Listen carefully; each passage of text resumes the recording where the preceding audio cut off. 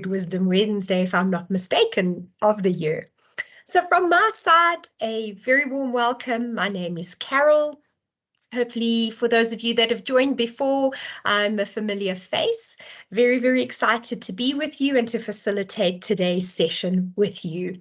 So Val is there, as you've seen and heard in the background. Unfortunately, Pumla, who normally co-hosts with me, couldn't be with us today. And I don't know that Asanda is with us, but she helped to set today up. So we're all good and you're in safe hands. So the topic for today's session is boost your memory and recall. So looking forward to this one with you. And I must be honest, sometimes I'm one that struggles a little bit with my memory, and perhaps it's an age thing, but age aside, we're going to learn some great tips today in terms of how we can boost our memory and how we can recall information, which of course is key when you have so much on your plate and of course when it comes to your studying. So what we're going to look at is understanding memory and recall, strategies to enhance your memory, practical tips for recalling and for association. I'll explain that to you as we go along. And then bridging the gap by implementing what you are learning in your studies at work as well. If you are working at the moment, which I think many of you are, it's great when we can apply some of our knowledge to what we're doing, and you're going to see how that will help to reinforce your memory and your learning. And then, of course, we'll have a bit of a Q&A. If anyone would like to engage, please feel free to use the chat so long as well. I won't be checking the chat just now, but if anything key comes up, I know that Val will point that out to me. Right, so I already confessed that memory is not always my best thing. But is it only me? Is it only my age? I'm not so sure. Perhaps this happens to you as well.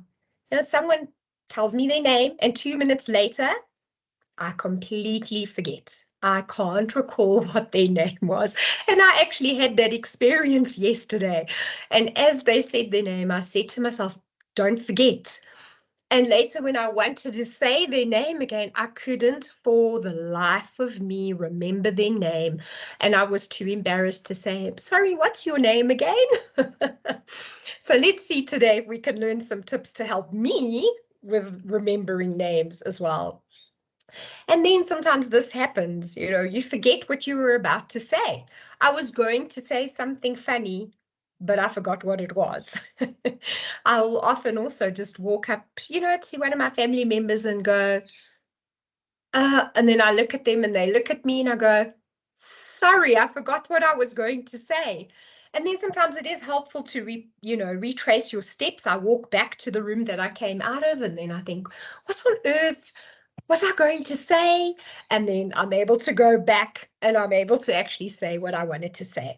So we all have moments of struggling with our memory, and sometimes our memory can really let us down, especially when you find yourself trying to do an assignment, write a test, write an exam. Suddenly you hit an absolute blank and forget everything that you've learned. Oh, sorry. Just a reminder to please put yourselves all on mute. I'm going to mute everybody, Carol, and then Sure, just no please unmute yourself. Thank you, Val. I'll do that. Carol, you unmuted. Perfect. Thank you, Val. Great. All right. So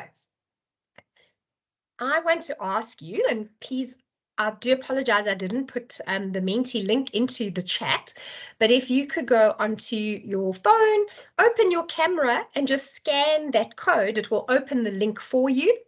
And I'd like to know from you, do you have a good memory? Maybe you can tell me, you know, do you have a good memory? Do you think you have a good memory? Are you proud of having a good memory? Or perhaps you can't even remember if you have a good memory or not.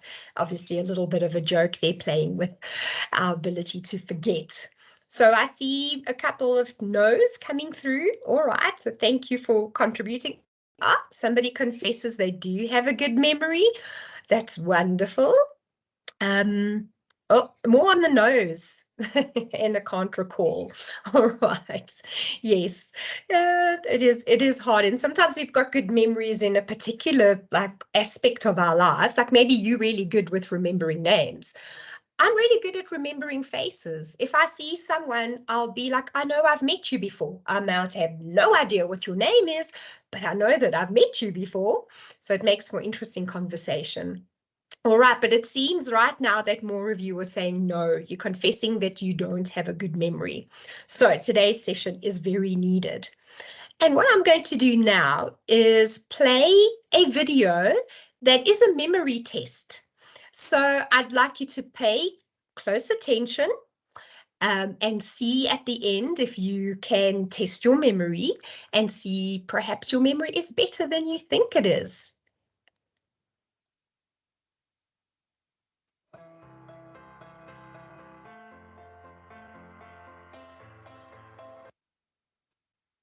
My apologies.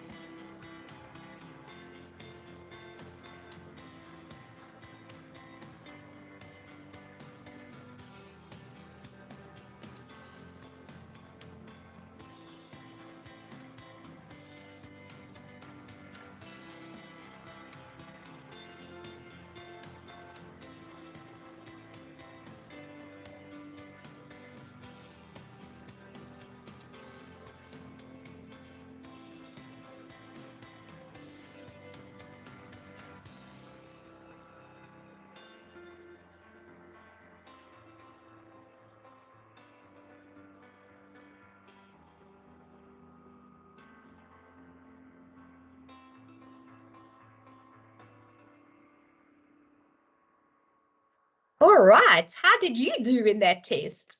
Oops, excuse me, jumping ahead. Yeah, I wonder how you did. I confess I scored 50%. I got 5 out of 10. If you're comfortable, put your scores into the chat and we'll have a look later and see how you did. But yes, I scored 50%.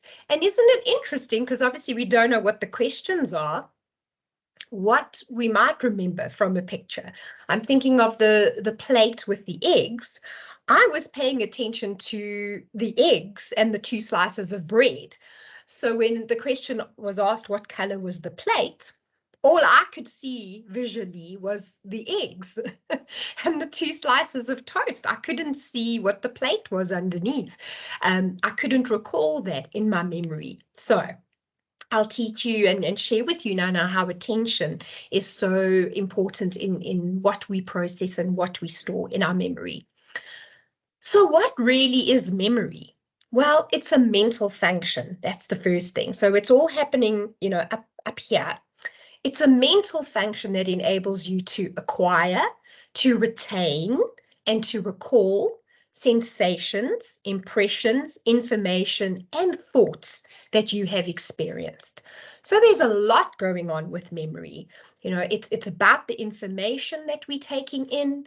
It's about the impressions, you know, that we have. So as we're looking at, for example, the plate and our perception or impression of the eggs, you know, that we're noticing at the time. It's our sensations, you know, so what we're feeling as well. And of course, our thoughts, recalling our thoughts and processing our thoughts is all part of memory as well. So what's really happening in the brain? I said to you, it's all happening up here. Yes, there are other senses involved, and I'll share that with you now. But, you know, our brain is hard at work, taking in all that information, processing that information. And if you can almost imagine that looking at this, at the brain, the prefrontal cortex is the front here. And then, of course, yeah, at the back is when I always want to chuckle when I hear this word, but the hippocampus. So here at the back of our head is the hippocampus. So the prefrontal cortex is processing and taking in the information, the thoughts, the visuals, etc., that you are seeing and feeling and hearing. And it's then processing it and bloop, it stores it there in the hippocampus at the back of your head. That is really where your long-term memory is sitting. So, as I say, the brain is hard at work, taking it all in here, processing it, moving it through, and then bloop, filing it like a filing cabinet there at the back of your head. So that is really the key aspects, you know, of how the brain, in a nutshell, is processing memories.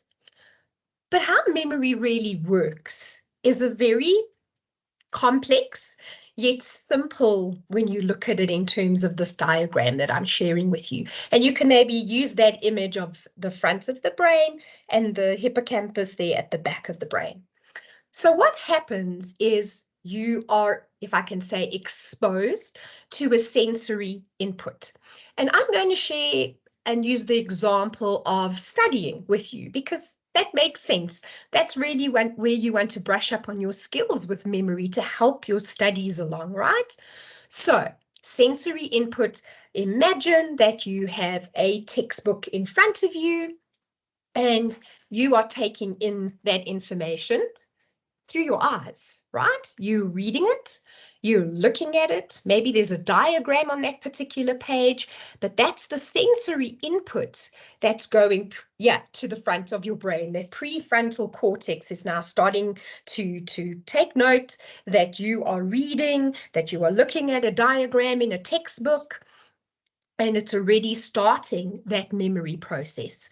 So the first part of your memory process that starts to happen is what we would then call sensory memory.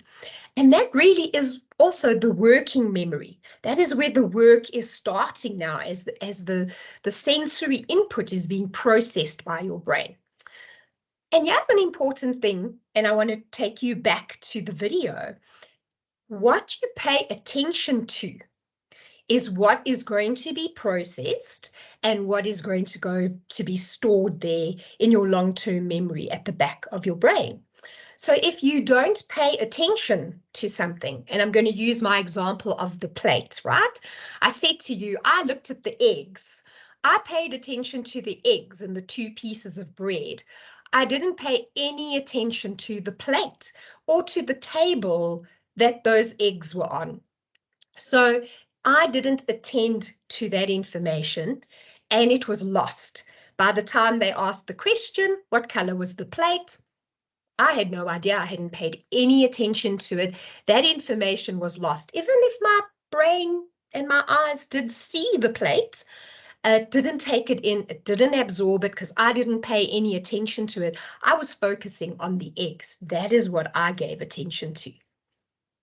So that's what went into my short-term memory, into my working memory, the eggs and the bread. looking at your textbook, looking at a diagram, if that's what you really paid attention to, but you weren't paying attention to the words as you read it, the words are lost, but maybe the diagram stayed in your head, or the image that was in the textbook stayed in your head. And then what is important and why it's called working memory is that we actually do something with that. You know, you have to store that memory. You have to rehearse it. You have to go back and look at it again. You need to pay a little bit more attention. Perhaps you're looking now at the colors in the diagram. You're looking at the labels on the diagram. You're processing the words that are there. You are working with that image and with that memory now to really store it, and as we would say, to code it or encode it so that you can retrieve it from where it's going to be stored there in your long-term memory in that hippocampus.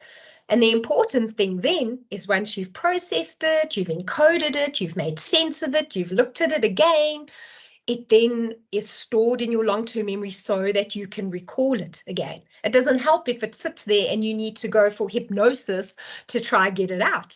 You need to know how to get it out. And those are some of the skills I'm going to share with you. And it's important to remember that even with our long-term memory, some information will be lost along the way.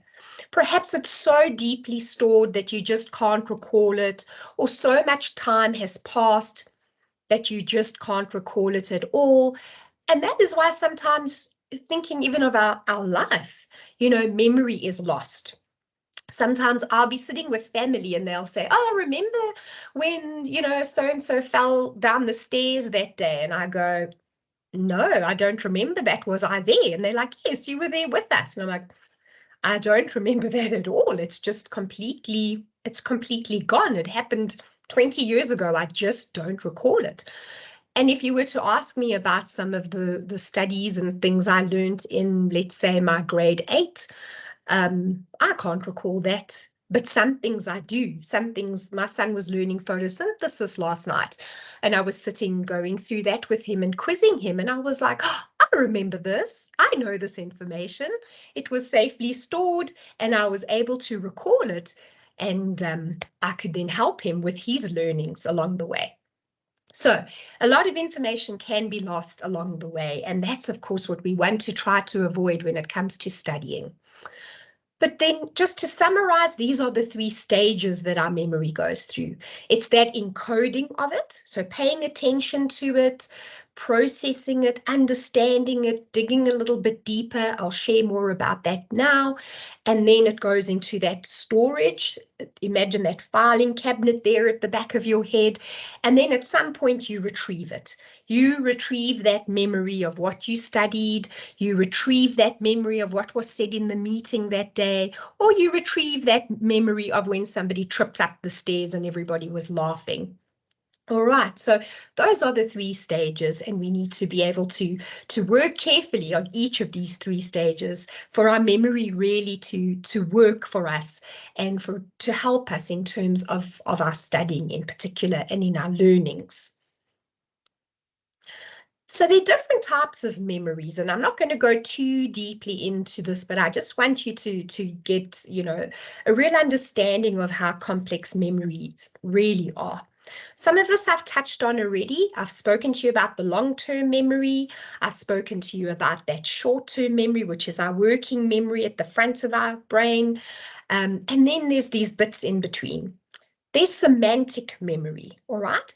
And semantic memory is really what you read, what you see. It's numbers as well that you store in the back of your head and in that long-term memory. So perhaps there's a poem that you can still recall from when you were 7 years old. And as I'm saying that to you now, there's a particular poem about an owl that I do remember learning when I was very young, and it stuck with me. There's phone numbers from my childhood that I still remember. Perhaps you do too. There's passwords that I thankfully remember, even though I set them years ago. That's all in your long-term semantic memory, and it's very easy for you to retrieve them, perhaps because you're using it often, or it was just so encoded and entrenched in your memory that it's easy to get it up. And wouldn't it be wonderful when we're studying if that happened all the time? There's also episodic memory, which, as it implies, is episodes in your life that you recall.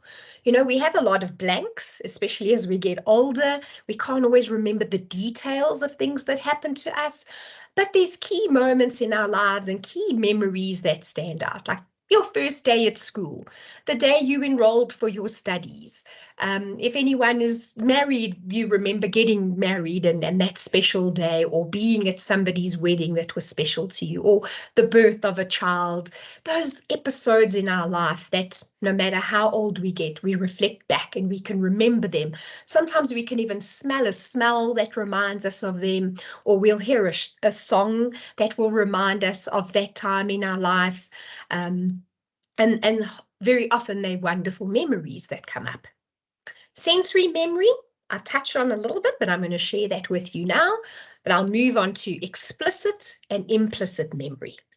So explicit memory are those, you know, external things really that you learn, that you have to practice, like your studies, like, you know, at first when you learn to drive a car, for example, you have to process it, you have to consciously be learning it, consciously be paying attention to it, and later down the line, you know, you remember how to do it, like driving a car or riding a bicycle.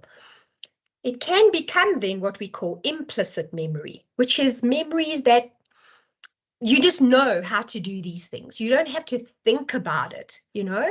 You, for example, brush your teeth every day. You don't have to consciously tell yourself, take the toothbrush, put the toothpaste on, put it in my mouth, brush. You just do it. You do it automatically. It's so ingrained in your memory. And as you go along with driving a car or riding a bike, it becomes that implicit memory that, you know, you never forget. You automatically know how to do it. So memory is so complicated, but it's complex, it's wonderful, and of course it's so important in our lives. We don't want to forget those wonderful things and those episodes in our lives. We don't want to forget how to brush our teeth, for example. But we also want to make sure that we're using our memory to serve the purpose of helping us in terms of work, studies, and acquiring new information. So quickly to touch on sensory memory, I'm sure you're aware of the 5 senses, but just to reinforce with you, because this will be helpful for learning and for recalling of memory later. But we use our 5 senses. As I said to you, that very first aspect of memory is sensory memory, all right? And you're taking all this information in through one of your senses, or sometimes a few of the senses at the same time. So the senses are, oh, excuse me, touch, sight, taste, hearing, and smelling as well. So as I said to you, sometimes you'll walk, you know, somewhere and smell a perfume or an aftershave. I think immediately of my father, who loved Old Spice. I don't even know if you get Old Spice anymore. Maybe I'm giving away my age. But if I smell Old Spice, or for many years when I even walked into a shop and smelled Old Spice, I immediately could see my dad. You know, the sense of his smell was so strong for me. Sometimes I'll hear a song and just immediately be taken back to a certain time or place, or be reminded of a particular person in my life that I associate that song with.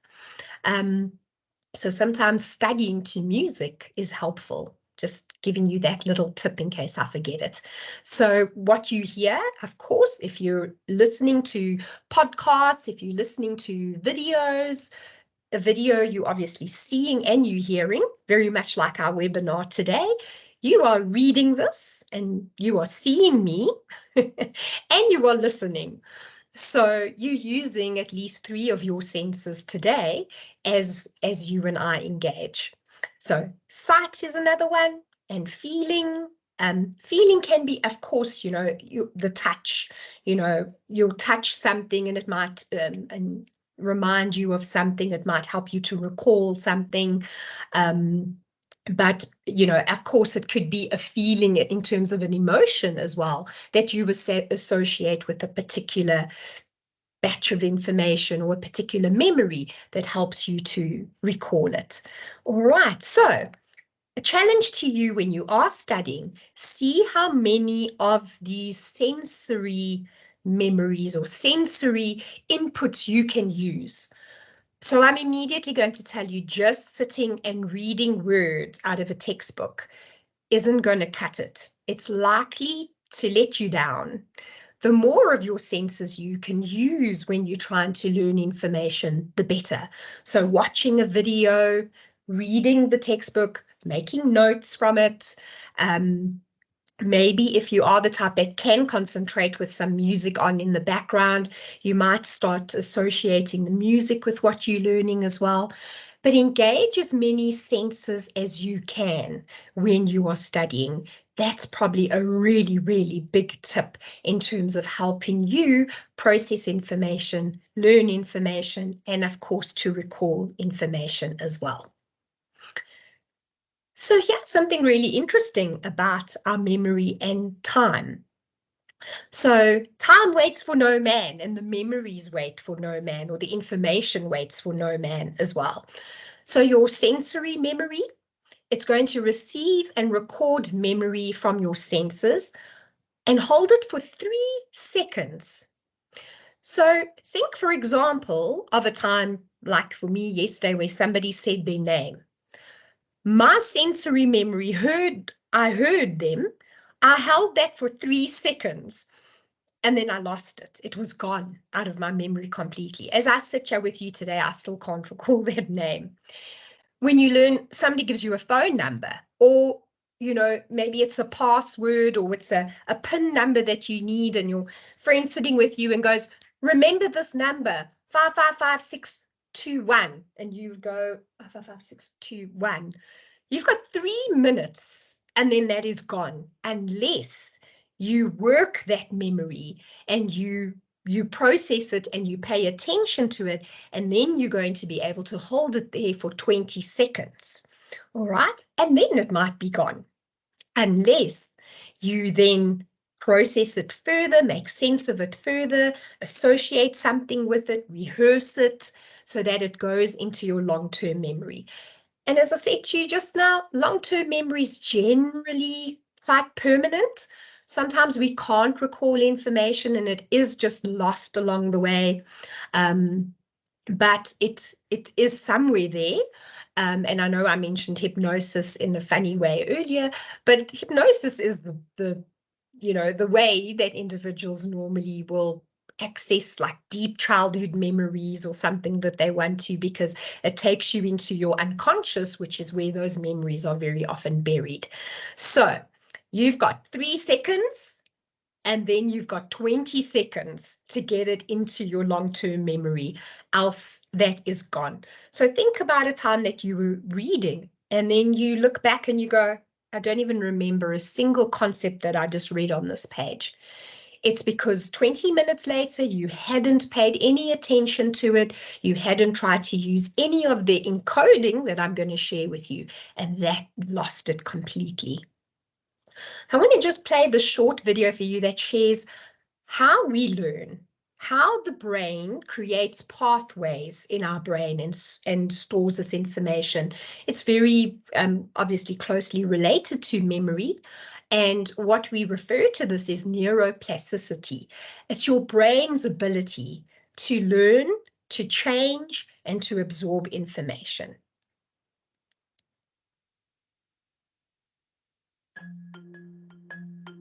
Not so long ago, many scientists believed that the brain did not change after childhood, that it was hardwired and fixed by the time we became adults. But recent advances in only the last decade now tell us that this is simply not true.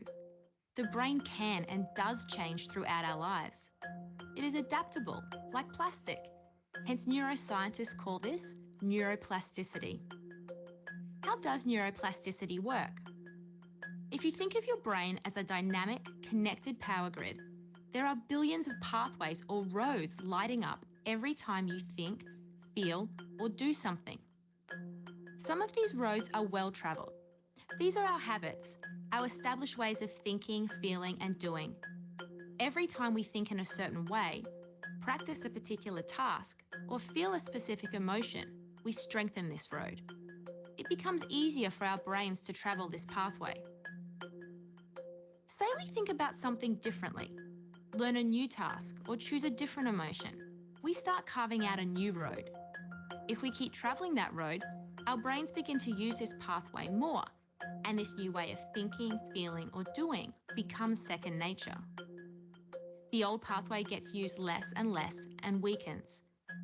This process of rewiring your brain by forming new connections and weakening old ones is neuroplasticity in action. The good news is that we all have the ability to learn and change by rewiring our brains. If you have ever changed a bad habit or thought about something differently, you have carved a new pathway in your brain and experienced neuroplasticity firsthand. With repeated and directed attention towards your desired change, you can rewire your brain. All right, so just another example there to share with you. Whoops, how fantastic. Excuse me, a little frog in my throat there. How fantastic the brain is, but how almost simplistically it works to create those new pathways. And every time you are learning something new, you are creating that pathway. And the more you rehearse it, the more you practice it, for example, riding a bicycle, the more you are wearing down that path and creating that pathway. And then what happens? It becomes implicit memory, which I said to you is almost like habit. It's the unconscious things that you can easily do because they're so encoded or ingrained in you because that pathway is there. And that is what we want when we're studying. We want to learn that new information and we want to create that pathway. So it's so easy to recall that information when we need it most.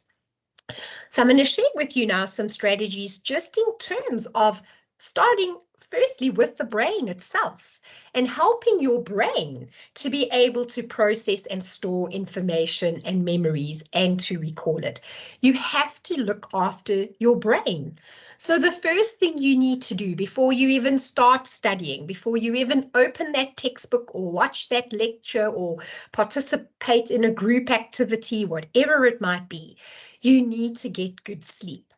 Your brain needs at least 7 to 8 hours of sleep every night for it to function optimally and to be healthy and to help it create those pathways so that you can learn easily and you can recall the information. If you're tired, if you're drained, if you're exhausted, it's not going to work well. And I know when we're trying to study and when life gets so busy, we try to fit so much in. And what do? We take away from our sleep. Not a good thing to do. We just set ourselves up for failure because our brain needs that sleep to work as best it can and to support us. Exercise is also important, and I'm not saying to you, go join a gym, go start marathon running, be an Olympic swimmer, none of that. Just exercise.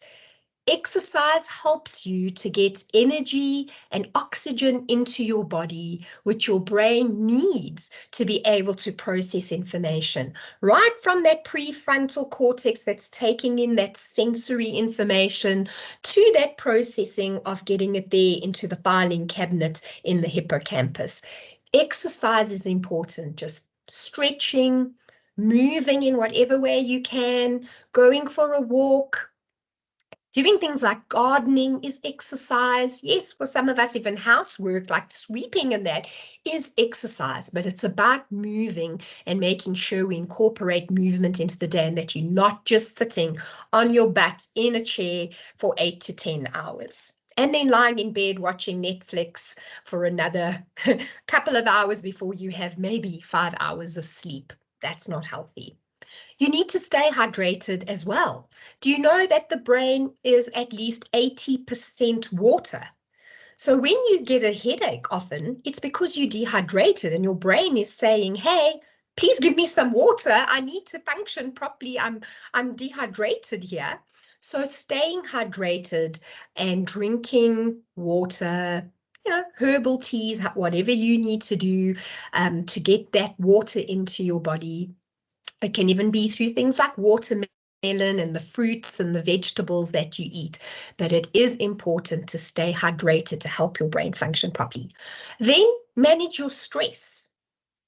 Easier said than done, but we will look at some of that in further Wisdom Wednesdays. But manage your stress. The more stressed you are, the more overwhelmed your brain gets trying to solve all the problems and trying to deal with all the information that you're worrying about.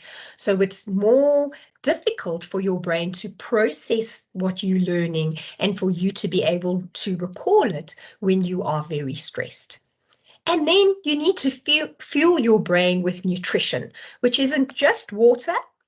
There are some other brain boosting and therefore memory boosting things that you can eat that's going to help you. And I'm going to share a short video now with you just to give you an example of some of those brain boosting nutrients that you can take in to help yourself.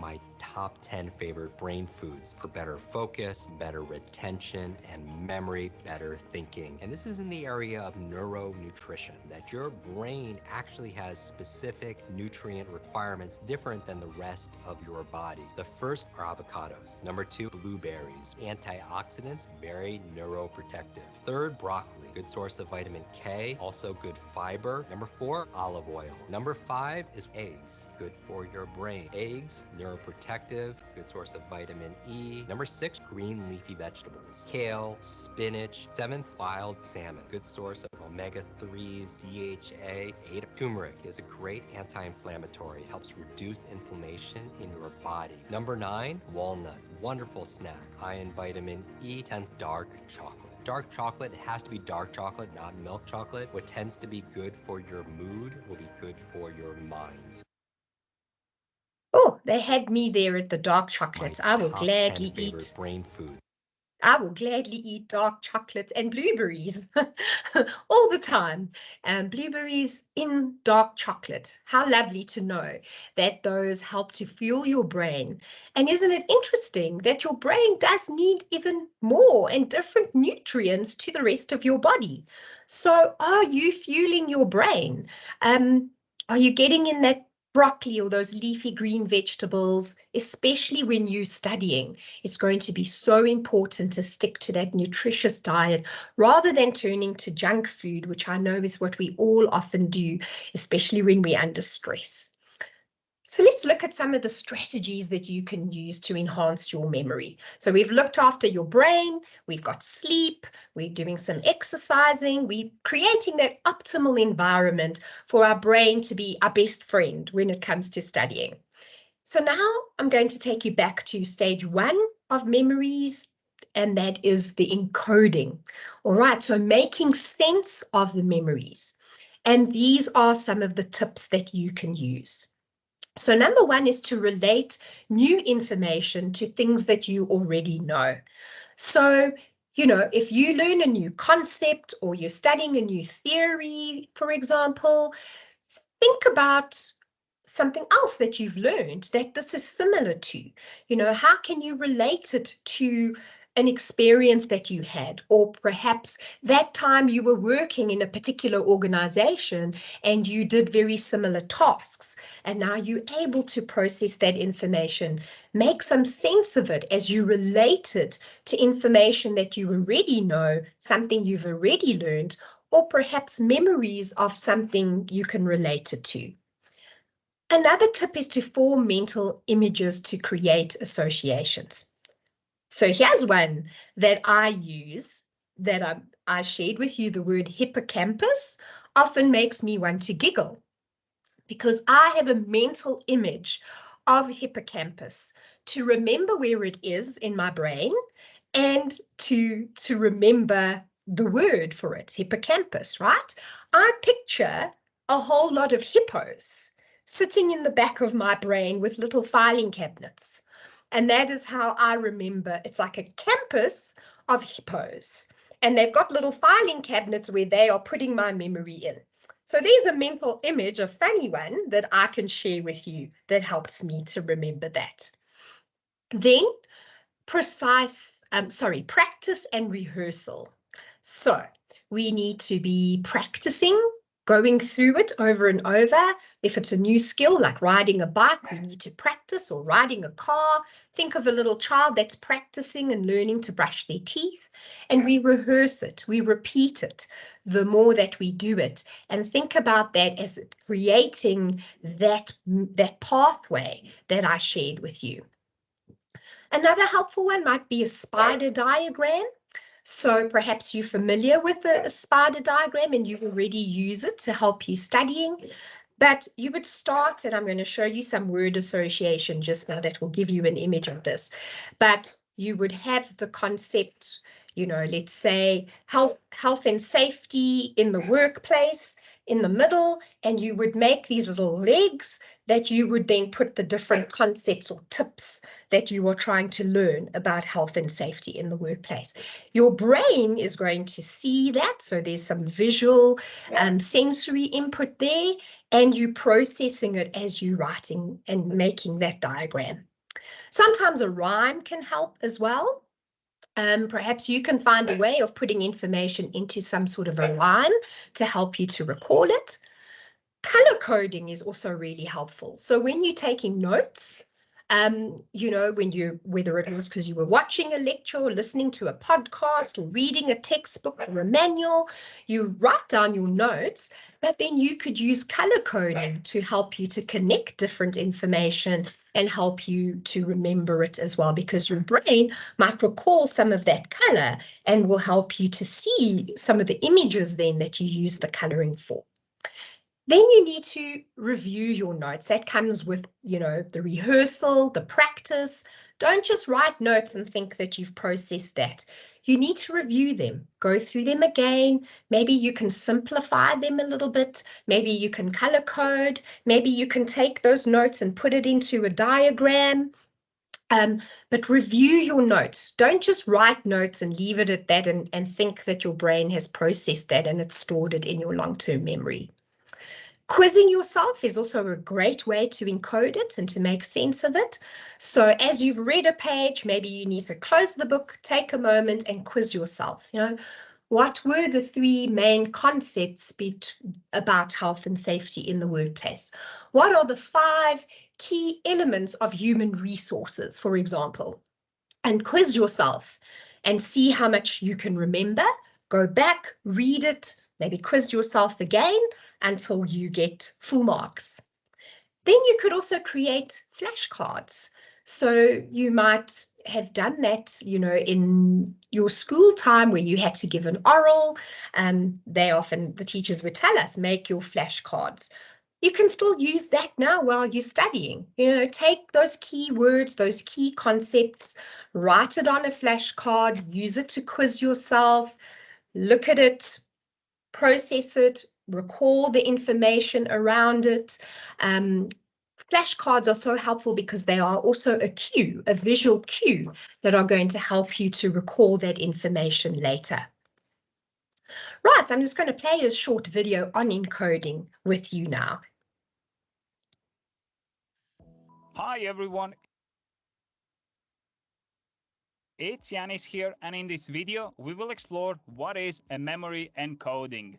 We will look at what it is, how does it work, why it's important, and I'll also share some examples to illustrate it. If this is your first time on this channel, then make sure you subscribe and hit the bell icon to get updates on my latest videos about time management and productivity. Memory has ability to encode, store, and recall information. Memories give people the capability to learn and experiences, as well as build relationships. If we didn't have a capacity to remember, then we couldn't learn anything, as every new situation would be something new that we have never seen before. Encoding allows the perceived item of use or interest to be converted into the construct that can be stored within the brain and recalled later from a long-term memory. When information comes into our memory system, it needs to be changed into the form that the system can cope with so that it can be stored away. Think about it as a currency. If you travel from the UK to Europe, then you'll have to exchange pounds to euros in order to make purchases. There are three main types of information encoding, so let's take a look at how each of them works.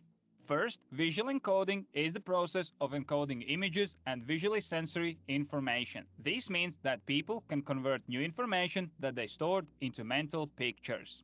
Second, acoustic encoding is the process of remembering and comprehending something that you hear. Some people tend to be more visual, while others try to be more sound-oriented. So one type of the people will try to hear the memory, while others will try to picture it in order to remember. Third, semantic encoding is the processing and encoding of sensory input that has a particular meaning or can be applied to a context. These memories are often based on emotions and meaning. I hope that you enjoyed this video and I was able to give you a quick overview of what memory encoding is. All right, so just some tips there in terms of how you can encode. And do you see there how that sensory information is so important? Taking it in visually, what you listen to, what you hear, all of it is so important. Apologies, it always wants to replay the videos when I go through that. All right, so let's continue looking at some mnemonics, a difficult one to remember, but mnemonics are memory tricks. So you can trick your memory to help you learn more. And I'm going to share with you just 4 memory tricks. Maybe you're already using them. Maybe you have, sort of a trick that you generally use. I know that a lot of people have shared with me to remember names. I need to try to associate that person's name with something, So even if it is that I look at them and let's say the person's name was Sally, and I think to myself, Sally with the brown hair. It's just helping you create, that association. It's paying attention to the name so that that memory is created. And hopefully then if you repeat it to yourself, you hold it for longer than 20 seconds so that you put it in the long-term memory. And as you're talking, you can say, "Oh, Sally, it's been so wonderful to meet you today." Right, so here are some of these mnemonics or these tricks that you can use. Chunking. All right, so chunking, I just used the example here of a cell phone number. It's very hard for me to recall cell phone numbers, especially if somebody just reads it out and I don't have a pen and paper close by. But chunking can really help you with remembering numbers, with remembering sequences. And yeah, as an example, you break down a cell phone number into chunks. So instead of trying to remember 082 123 456, which is obviously a very easy one, so we might easily remember that, but you break it down into chunks of 3. So 082 123 456. Okay, and then you would obviously repeat it a few times, but chunking it and breaking it down into those bite sizes will really help your memory.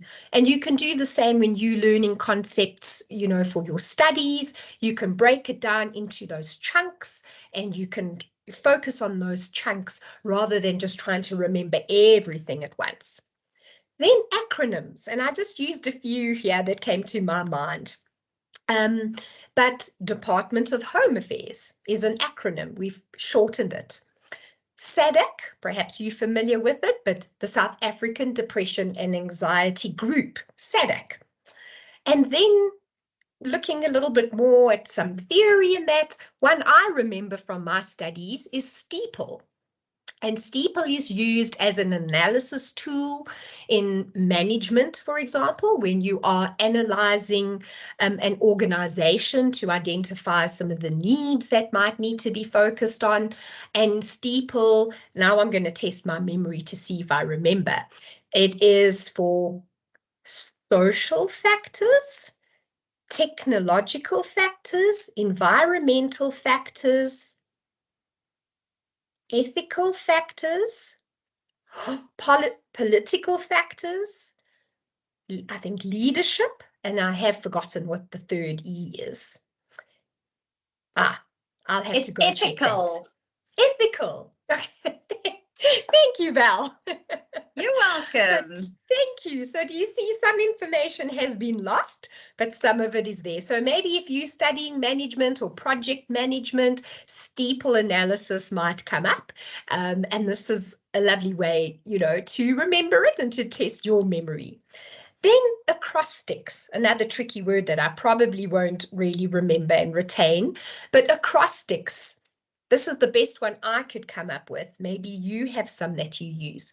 But do you remember when you had to learn about the planets and remembering what order the planets were in? And that was really difficult unless you had a great interest in astronomy, right? So this is the one I remember, and perhaps you have something similar. But my very eager mother just sat under Naartjie plant, which makes no sense because you don't get Naartjie plants, right? So that's a funny bit there to help. But my very eager mother just sat under Naartjie plant, and the plant has fallen away because plant used to be Pluto, and Pluto is now a star. It's not a planet anymore. So each of those letters stand for something: Mars, Venus. Oh, and I'm going to not test my memory and show you how badly I remember all of that, but my very eager mother just sat under Naartjie plant is one I certainly remember. All right, and then memory castles is an interesting one, especially if you are somebody that's a little more visual in terms of how you learn and how you retain information. And I must say, I am a visual person. I can more easily recall an image that I've paid attention to, and that's perhaps why I recognize faces a lot easier. But memory castles, or sometimes referred to as memory palaces, are a lovely way to help process big amounts of information by associating it to an image. And I'm going to share a quick video with you now that explains that. There's this technique called a memory castle that people have used for centuries to remember things. And so what you do is you sit and you imagine might be a place that you know, like a geographic place, a house. And then you can place the things that you remember. Imagine you walk through the house. You can place the things that you want to remember at different locations in the house. But you have to turn what you're remembering into an image. And then you can walk through the house and you can lift things up and find what it is that you're trying to remember. And so that's how I remember things. And I forget a lot of what I read, a tremendous amount of what I read. But now and then something pops up and it sticks. You know? Right, so memory castle or memory palace, just an interesting way if you are more of a visual learner. And as he says, you imagine you walking through a room. It helps if it's a house or a building that you're familiar with, and almost picture those particular items, you know, in the room. So maybe break down what you are learning, the key concepts, and visualize something that you can associate with that concept in a particular room. And then you visualize yourself walking through room to room. And as he says, you're kind of picking up that thing there that you need to remember. So a really interesting one, and so many different ways we can help our memory and we can process information. So now we're moving on. That's a lot of the encoding and processing the information. A lot of it helps you to recall it. But here are some tips for practically recalling and then associating what you're learning with other things to help you recall it. All right. So the first thing you need to do is minimize your distractions.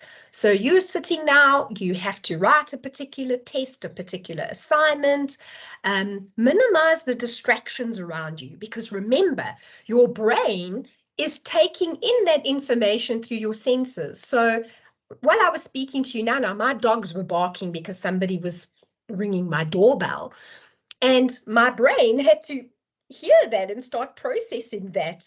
But I was trying to focus as well at the same time on what I was speaking to you about. So minimize distractions, put the dogs away where they can't bark at the front door is a lesson I learned today.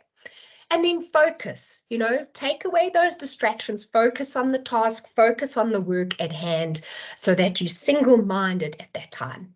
Clear your mind of everything else. Don't be worrying about what you're going to make for dinner tonight or how you're going to get to work tomorrow. Clear your mind so that you can focus. Use those effective cues. I already shared some with you, like it might be a flashcard, it might be that spider diagram that you've created. Find the different cues, even music sometimes that might help you to remember, and use self-testing. Self-testing is great in terms of helping you recall, reprocess that information, make more sense of it. Maybe you have to learn a little bit more and then test yourself again. And also just use reflection, reflect on the information, engage with it, try to make sense of it. Don't just read it and accept or think that your brain is just going to process and make sense of it. You've got to reflect on what you've learning and make sense of it. So word association, as I shared with you, is very much like a spider diagram. This is a lovely, lovely way to learn. Here comes the universe and the planets again, looking at a star, for example. And you would then write star in the middle and all the words that you would associate with what you've learned about a star. So just looking at this, I mean, it's incredible here. Light, ray, sky, galaxy, glitter, bright, billions. You can write all the words that you associate with that particular concept that you've just learned, that particular theory that you've learned, or that about that actual item or event. Another way of doing a word association is very much like a visual board, a memory board, or a vision board. You can look at putting pictures on it, you can draw, you can scribble, you can link things together. You're helping your short-term memory to work with that information, to encode it, to process it, and to make sure that it's stored. When you look at that image again, it's going to help you to recall that information and start to connect the dots. So here's a quick, I'm aware of time. I think we've got 5 minutes left, but here's a short one, just with, again, some ways that you can recall memories and what you've learned. When you are reading notes, only a small fraction of the data are registered in the memory. The rest will vanish even before you close the book. If you are using passive learning methods like reading notes, summarizing, highlighting, or listening to lectures or podcasts, this video is exactly for you. In this video, you'll learn how active recall builds a strong memory and the exact methods I used in medical school to get great results. I also have a challenge for you. Take a piece of paper and create a short note from this video. At the end of the video, I will test the strength of your passive note-taking. What is active recall? This is Mark and he's reading some notes. Some of his brain areas seem to be highly active. The occipital cortex creates images of what he sees, but the interpretation of written word is done by the angular gyrus and the fusiform cortex. After the analysis, data are sent to the hippocampus to store as memory. You can stimulate muscle growth by doing exercises.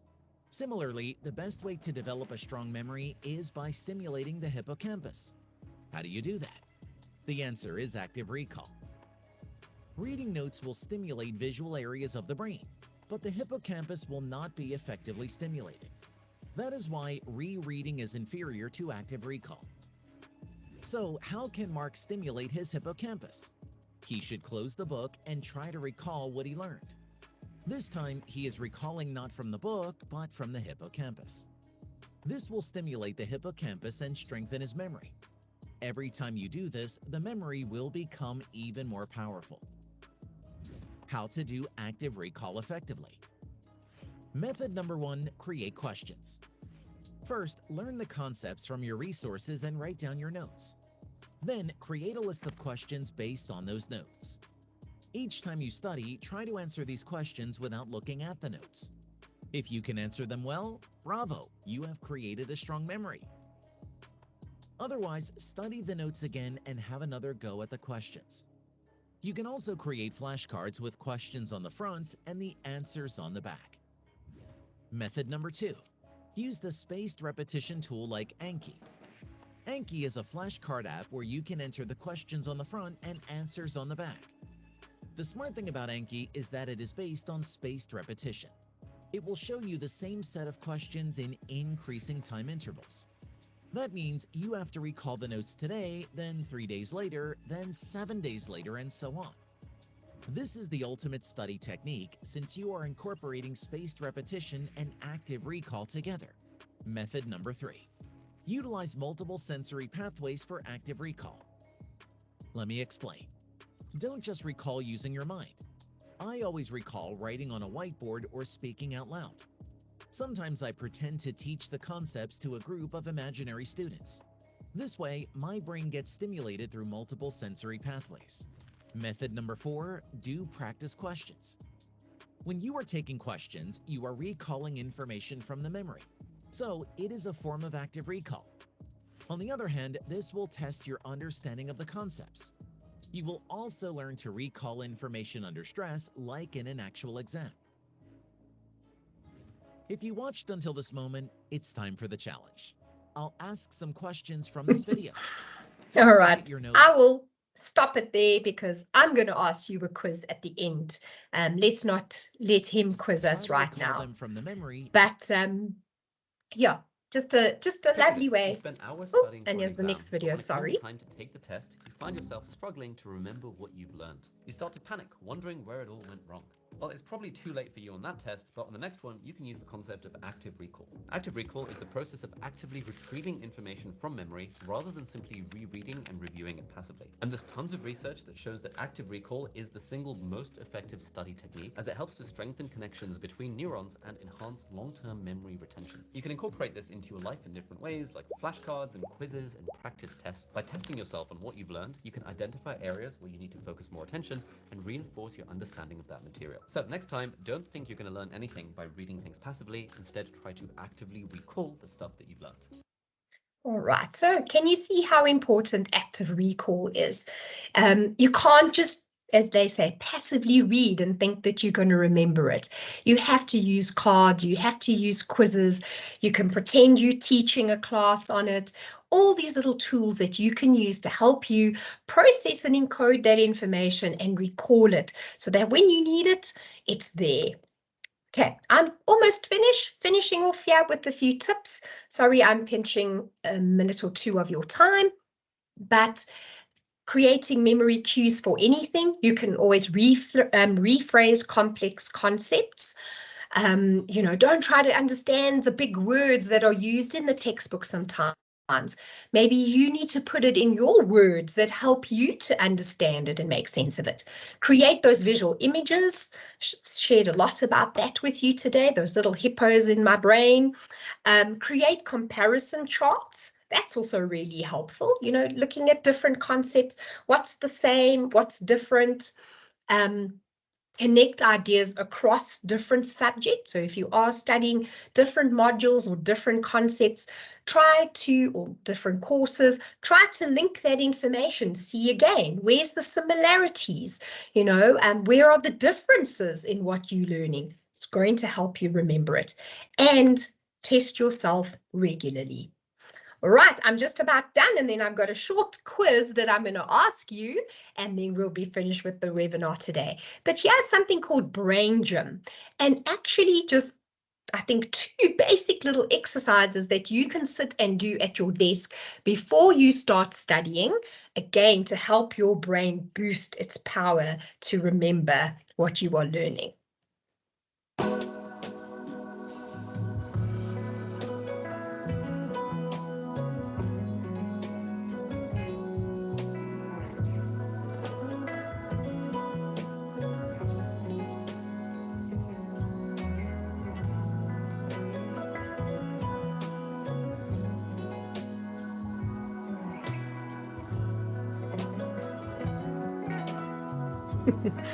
All right. So that's a concept called Brain Gym, and it just helps you to connect the 2 hemispheres of your brain. It's something you can just sit and do for a few minutes before you start studying to activate your brain. I'm finishing off now before I'm going to quiz you with just, I think, 3 questions. So just stick with me a little while longer. But how do you bridge the gap by implementing what you are busy learning, what you are studying, and then implementing it at work? Association, remember that word. Find a mentor in the workplace that will help to reinforce what you are learning. You can share ideas with them, you can watch, observe them, but see, what they are doing and how does it relate to what you are studying. Engage in debates and discussion, because that helps you to understand, it helps you to think critically rather than, again, just reading. But those conversations can be really key to helping you understand and helping you retain those memories. Ask questions at every opportunity that you get. Ask questions to develop a deeper understanding of the information. Attend meetings, even if you're just observing. Attend meetings so that you can hear the debates, you can hear the conversations, you can gain new information, and then, of course, relate it to what you are busy studying. Look for opportunities and step up to the challenge to apply what you are learning. So if you're studying office management, for example, volunteer and ask if you could run a meeting, set the agenda, manage the meeting yourself, do the minutes afterwards, do what you can, even if it's just a test run, to help you get that practical experience and put into practice what you are learning. If you're doing something around project management, draft a project plan around something that the workplace is busy on. Even if they don't use your project plan, you could put it together, ask somebody to review it and see what, would this work? Where could they give you some tips on what you could improve on, where you need to include more of what you're learning perhaps. Constantly seek feedback, ask, how am I doing? What could I do better? How could I do this? Ask those questions, seek that feedback.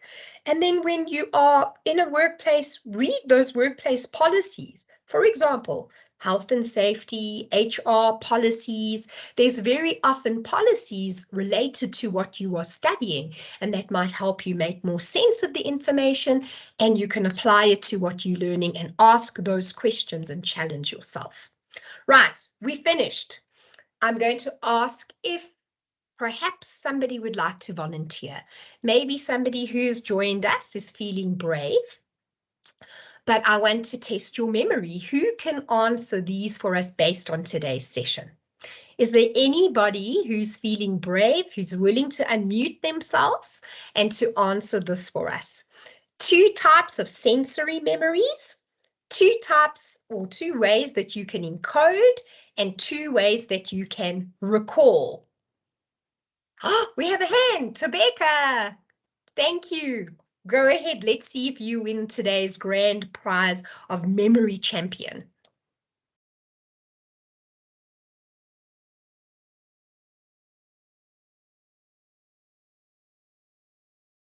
I'm just unmuting everyone. Quickly. Apologies for that.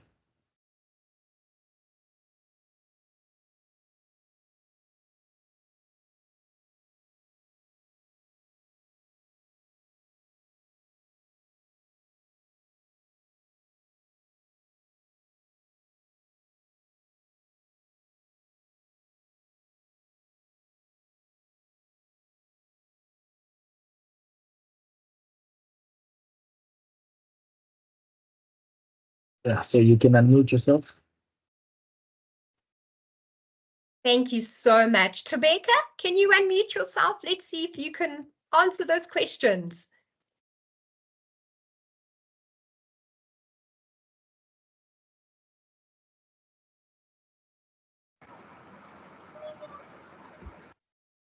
Anybody else, Tobeka? I'm not sure if we have lost you or perhaps you're not able to answer. Anybody else quickly? 2 types of sensory memories, 2 types of ways we can encode, and 2 ways we can recall. Val, you've put your hand up. Absolutely, Carol. So I think sensory memories, check me if I'm right or wrong. I might be wrong, but is it touch and smell, maybe for sensory memories? I remember you mentioning your dad's aftershave. Well done. Okay, and then your second question was with regards to how can we recall? And I think you mentioned like acronyms, or I remember using or a sentence like Betty eats cake and uses soft eggs in terms of how to spell a word. Lovely. And chunking was another way where you can break up a number into different parts. Stunning, stunning, Val. So I've been listening. You have been listening. Well done. You've processed the information. It lasted more than 20 seconds, so that is wonderful. All right, sorry, I see that my camera is off, but not to worry, you can hear me. That's great. I've taken extra time. Thank you all so much for joining today. I really hope that you took something away that will help you with your studies, help you boost that memory recall, help you to boost that ability to learn and to, for me, remember names as my first challenge that I'm setting myself going forward. So thank you all so much for joining today. Please join us next month. We will be looking at the concept of self-care and how important self-care is, especially as things get tough and you're balancing so many different things. Looking after yourself is so important.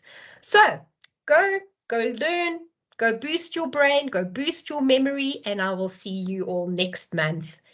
Thank you, Val, for your support, and I hope you all have a good day. And have a wonderful day, everybody. Take care.